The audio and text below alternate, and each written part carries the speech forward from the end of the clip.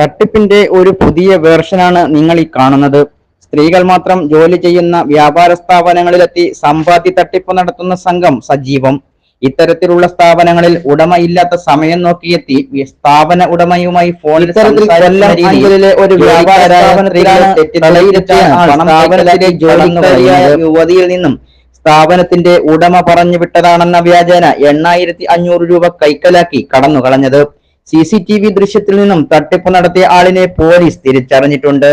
പത്തനംതിട്ട മല്ലപ്പള്ളി സ്വദേശി രാജേഷ് ജോർജ് ആണ് അഞ്ചലിലെ വ്യാപാര സ്ഥാപനത്തിലെത്തി തട്ടിപ്പ് നടത്തിയതെന്നാണ് അഞ്ചൽ പോലീസ് കണ്ടെത്തിയിരിക്കുന്നത്. രാജേഷ് ജോർജ് സമാനമായ നിരവധി കേസുകളിൽ പ്രതിയാണെന്നും അഞ്ചൽ പോലീസ് അറിയിച്ചു.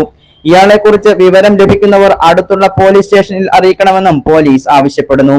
സ്ത്രീകൾ മാത്രം ജോലി ചെയ്യുന്ന സ്ഥാപനത്തിലെത്തിയാണ് ഇയാൾ ഇത്തരത്തിൽ തട്ടിപ്പ് നടത്തുന്നത്.